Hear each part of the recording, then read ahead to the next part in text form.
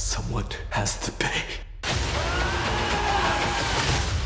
What's up, everybody? This is Fred Rachani of TSC. We have right here via Zoom a very special guest. He is a director, a writer, a producer, a wrestling fan, a wrestling connoisseur. We're talking to the man behind the new action cat and mouse film Relentless, streaming now on Apple TV, Prime Video, wherever you get your video on demand. We're talking to director Tom Botchii. Tom, thank you so much for the time. How's everything going? It's going great. Thank you for having me.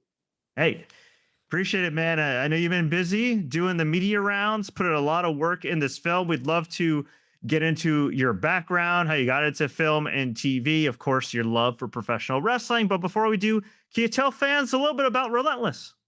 Relentless is basically a cat and mouse revenge thriller. It's kind of like when I was growing up, I really loved the cat and mouse moments and like random horror films and things like that. And I kind of just thought to myself, like, why can't that just be the whole movie? I really love the cat and mouse aspect. So, and I really love action. I was, raised on watching TBS back in the day during that era where you'd have like Bloodsport on, and then you'd have like some Chuck Norris films. You'd have The Road Warrior on, well, almost as much as like A Christmas Story was on during the holidays. So, Relentless is kind of like my, doing what I love most, which is action films. I kind of almost like reliving my TBS era, you know, just like all the craziest stunts, the wildest fights, and like the most intense story. How could I combine them all? That's essentially what Relentless is. Yeah, and you certainly combine them all. And I gotta ask, man, because it's one thing to write, produce, direct an action film. It's a whole another thing to do it independently. So, how was that whole process as far as not only gathering the right crew and the cast, but also being able to put it together where it can fit right into any theater in the country? Well, thank you. Yeah. Well, I mean, man, it's brutal. That's like the most honest answer. But it's also if you're doing it um, with a good, a good crew, the right people, and just if it's like truly the story you really want to do, it's like really cathartic, and it's like very fun, almost because it's so cathartic. Because it's like you really want to do these types of films, but they're much harder to do because you're doing them independently. So when you're actually out there, like in the field, boots on the ground doing it, it's really almost like you're operating on like this higher plane. Like you no longer worry about sleep. Like you just are like you have this adrenaline that's almost like film set adrenaline. I don't know how to describe it, but you kind of just kick into a high gear. Like, we talked about like me being a wrestling fan, the era when Kenny Omega and Okada were having matches that were like being considered the greatest matches in the history of the business. One of the reasons is because like Omega can kick into this high gear. He like goes from like first gear to like sixth gear or whatever, fifth gear, and he's just zooming at 100 miles per hour. That's what happens when you're doing a movie and you're there on set. You kind of just fall into this like, you know, you're never tired. You want to get the schedule completely attacked. You want to like kill your schedule, shoot as much as you can that's on your daily schedule, and go into the next day, shoot that stuff as fast as you can, because the sooner you get it done, the sooner the movie's done, the sooner the shooting's done, the sooner you can move on to the next day and tackle the next challenge. So it's like this weird, like, I don't know, higher gear that snaps in, and it's kind of like this amazing thing to go through. So, although independent film is really brutal to do because you're dealing with far less money, a far tighter schedule, a much higher pace, you're also like in this secondary, like, adrenaline high where you're like, oh my God, I can't believe we're doing this.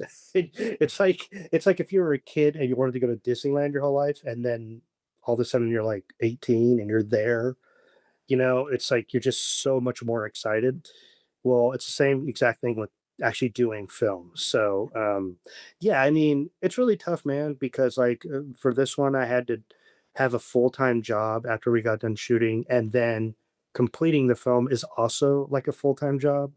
So I'm just dealing with those two, you know, things like smashing against each other constantly, and you have to like push and pull and find time wherever you can. And also, I at the time had just had a child, so now my son is 3, but at the time he was 4 months, and that's just a very challenging time to like be taking any time away from a child being raised and doing work. It's like you had to have eyes on the child at all times. So yeah, there's a lot of reasons why independent film is super tough and brutal, but it's also like, dude, it's so fun. Like, it's just so fun.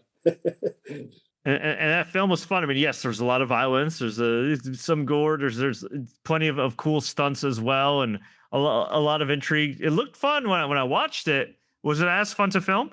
Yes and no. So there was a lot of elements of the film that were really, really fun to film.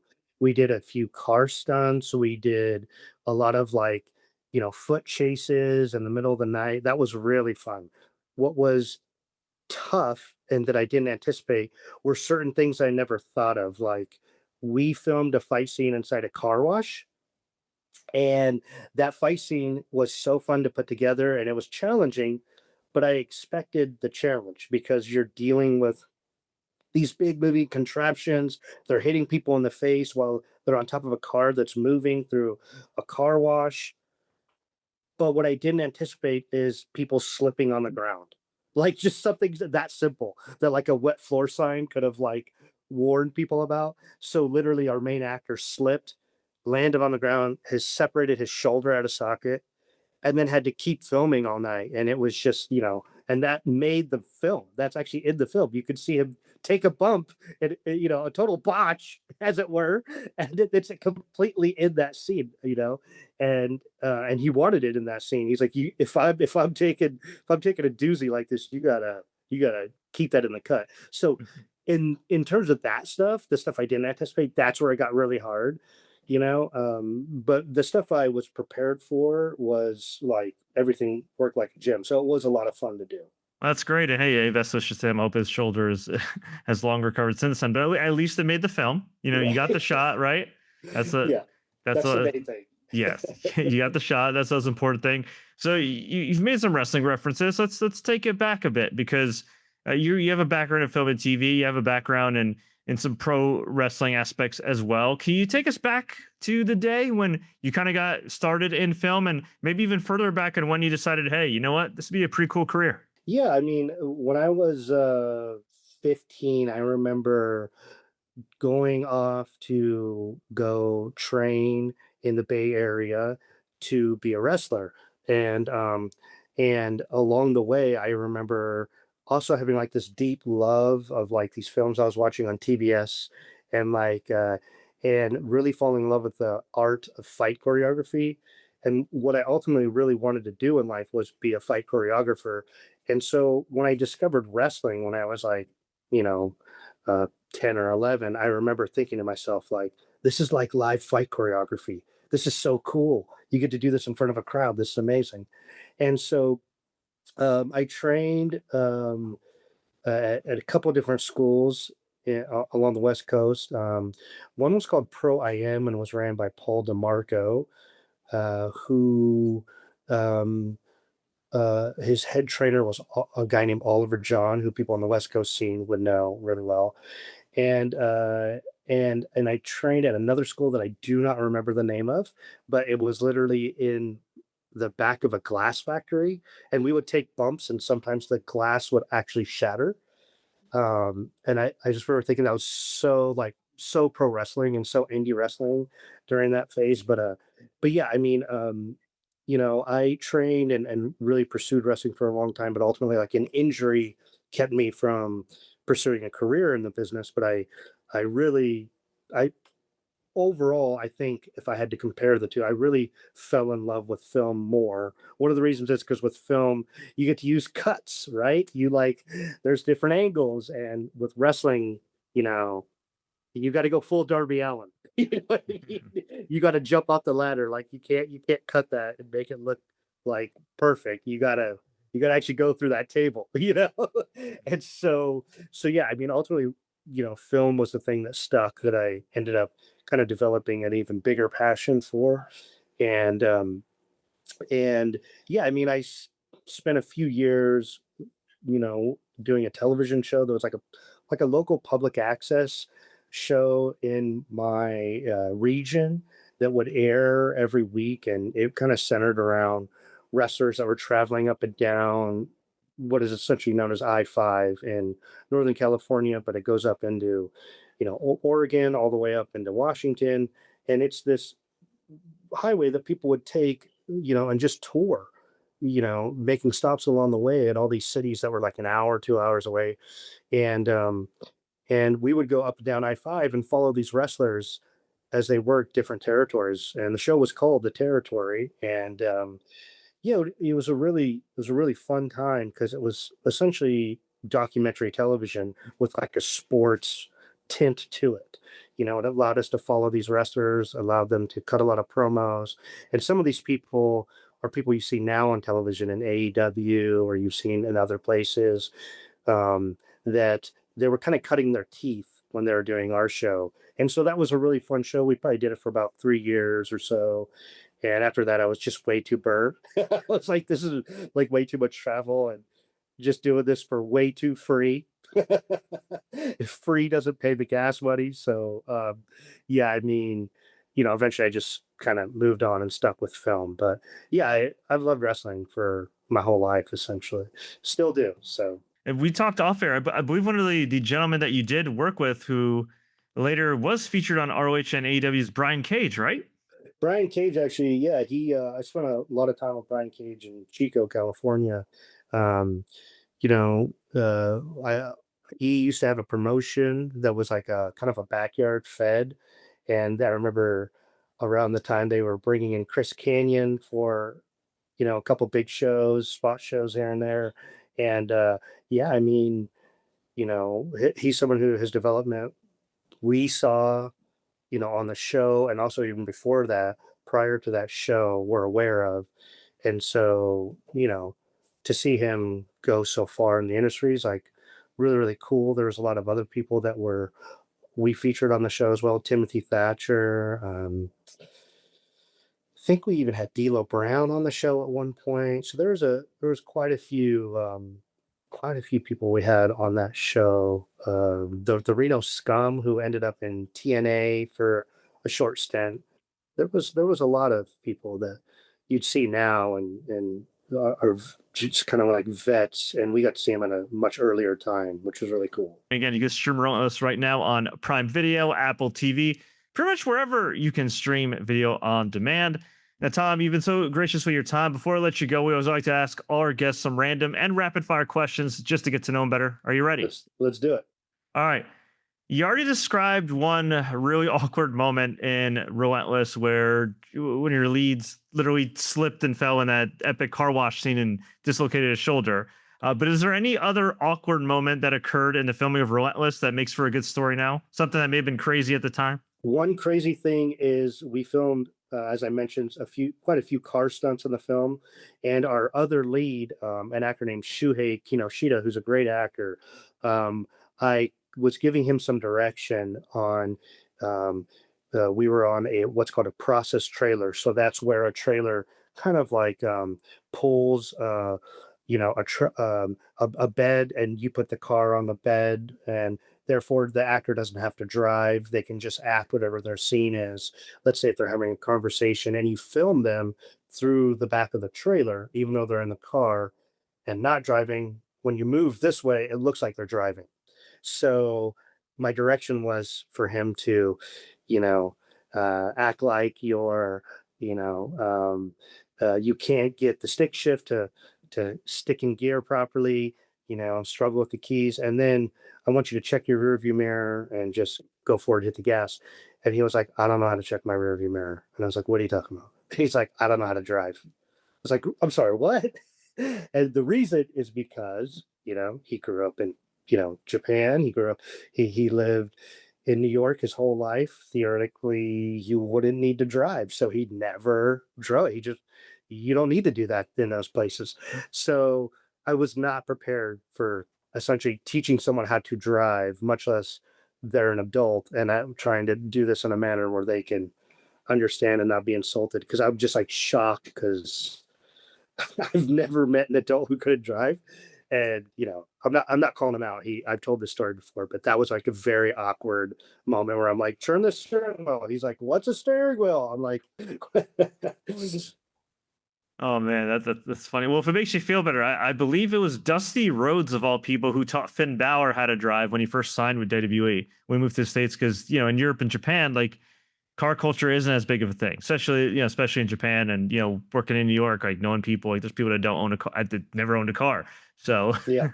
hey, Yeah, I mean, it makes sense when you think about it, but I just remember because we shot that in Idaho, in like the middle of nowhere where everyone drives. So it mhm. was, yeah, it was. I was not prepared for that moment. Yeah, hey, well, it worked out, and you developed some new skills that you could add to IMDb. I'm sure driving instructor. So there you go. You already shouted out a few films that were kind of influential to you growing up. Is there one specific one you haven't mentioned yet? Do you want to shout out that's like your all-time favorite? Maybe not influential, but just one that you love to go back to. I think if you're a fan of action films, you should go check out an early Brandon Lee blockbuster hit called Rapid Fire that I think is like one of the best action films ever made.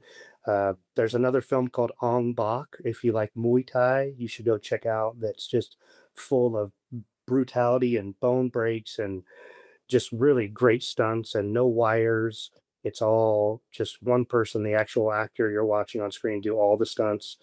I would recommend those two very heavily. Those action movies in the 80s and 90s, man. I mean, they were special for any people that are too young to kind of maybe understand why. Can you just kind of sum up why those were special? And nothing against the current movies of today, including Relentless. Like, what do you think kind of made those movies stand out compared to maybe some of the stuff we see these days? Well, I think number one, what made a lot of those films special was the formula of them. They didn't move the same way current films do.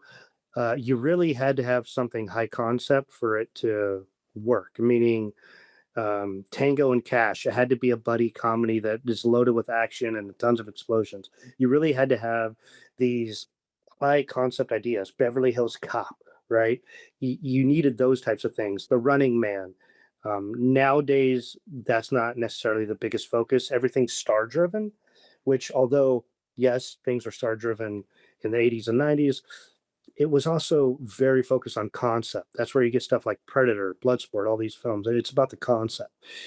Even films like Days of Thunder, these great like not Ridley Scott, Tony Scott action pictures. They were all focused on this concept, and then to tell the story effectively and get the box office, you would bring in the star power.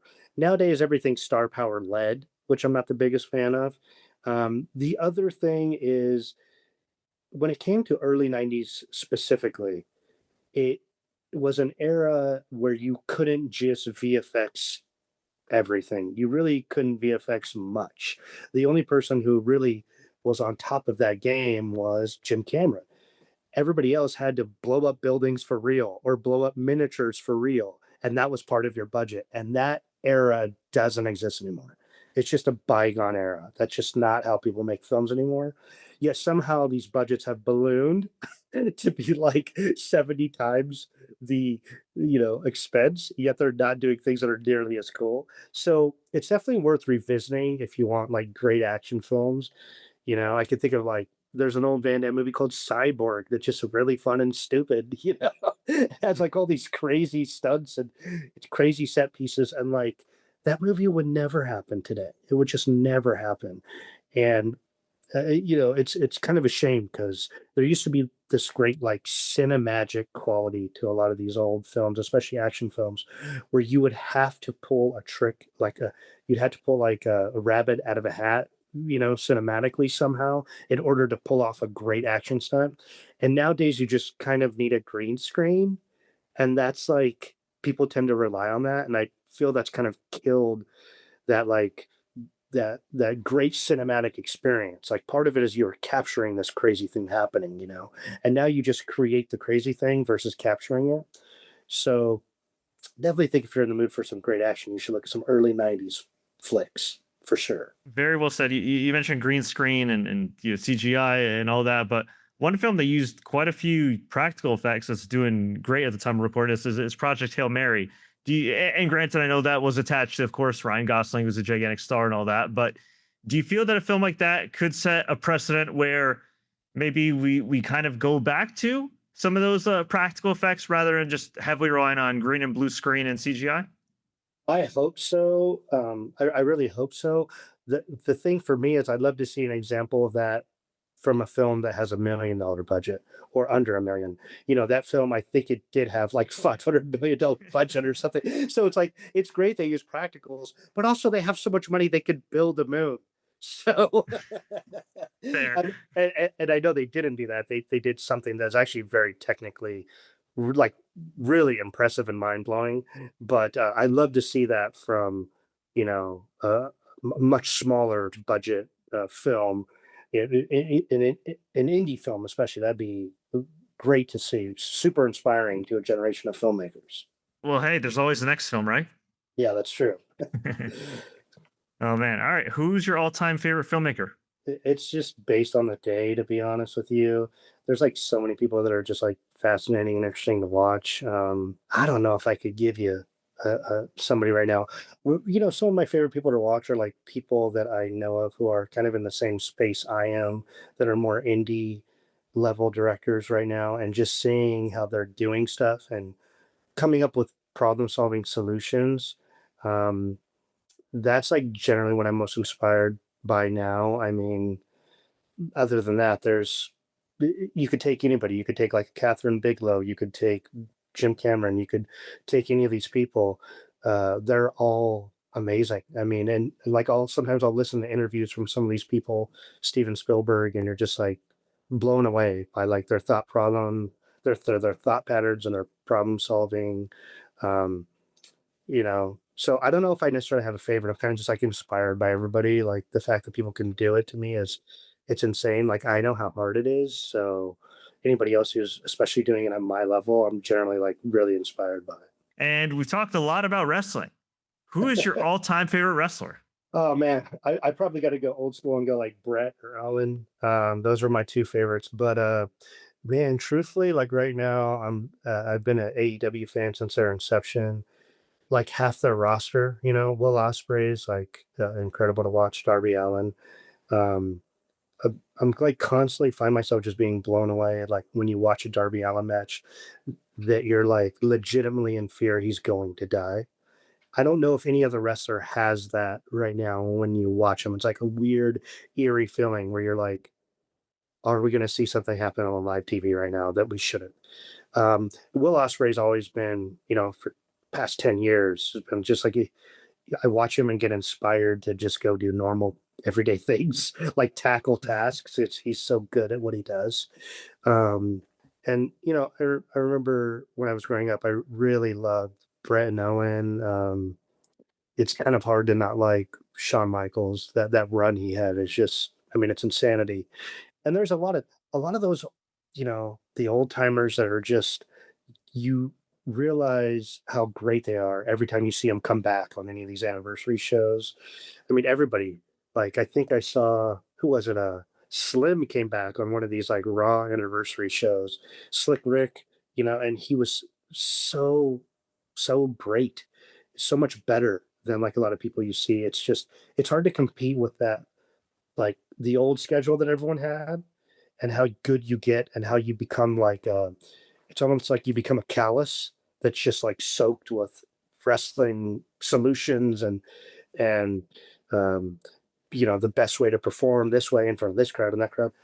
um like it's hard to compete with that because that doesn't really exist that much anymore. So you know um I would have to say just like a lot of people you saw in the 90s were like all my favorites at different periods for whatever odd reason. But current day, it's got to be Will Ospreay or Darby. I loved Ryan Danielson, but think the days of Ryan Danielson in ring are sadly over. I would love if he came back for another run, but you know, how do you complain with the last run you got? It's like one of the greatest runs of matches I've ever seen anyone have ever. So All very good choices. And you're talking about wrestlers these days. It is tough for some of these wrestlers to get their reps in, right? Because you did mention Darby Allin and Will Ospreay. Those guys went out of their way to tour the world Right. and get booked everywhere. And if they weren't getting booked everywhere, they were getting booked either in the UK in Will's case or in Darby's case, and the Pacific Northwest where he's from. So let's look at it on the flip side with independent filmmakers, right? This is your second feature film, which is a hell of an accomplishment in its own right. You've done a lot of production work, you've done writing, you've done a number of shorts, which are critically acclaimed as well. But it's easier said than done just to make a short, let alone make a feature film. So in between all that time when you're writing, concepting, how does an indie filmmaker or a prospective filmmaker kind of get those reps in? Somewhere we talked about with young wrestlers. A lot of the times, people dip their toes in other sides of the industry to get those reps in. One thing a lot of people do is they direct music videos. That kind of medium has kind of phased itself out. Now there's a lot of documentary work. There's also short films. Um, that's generally how a lot of people get reps in is by short films. Um, I have a background in documentary film. I did a lot of documentary film for years before I got anywhere close to even doing a short film. And I think that's probably the best way is you got to learn by doing. So I would advise everyone just do as many short films as possible. I would actually advise right off the bat just going and trying to do a feature. Maybe do one short film, but then just do features and see what happens. Because with how technology is working nowadays, with the cost of doing a great short film, you could almost pull off a feature. So if you figure out the right corners to cut, you might be able to get to that first feature even sooner. So I highly advise people just like go for it, shoot for the moon, because like those failures and like whatever else you experience doing that first feature, that's you're only going to learn and build from that. And the only way you're really going to learn how to do a feature is by actually doing the feature, because a feature's a much bigger beast than a short. Shorts can definitely prepare you, but it's just it's like a marathon versus climbing Mount Everest. It's like they're just two different things, you know. Like you're being active for both, but one's definitely much harder. Definitely. Well, I appreciate you dropping that gem and giving people that confidence to, because it is daunting, right? You think like, oh man, like maybe I should just make a short. There's nothing wrong with making a short, obviously, or maybe I should just do a proof of concept. And you're like, no, if you have the means or if you have the opportunity, try to do a feature. I like that. It just might as well. If you want to make one, go for it and go back to the drawing board if you need to do it again, right? Yeah, if you think about it, a great short is like 3 days or something. People try to knock it out in a day, but it's like 3 days. I've seen shorts take 5 days.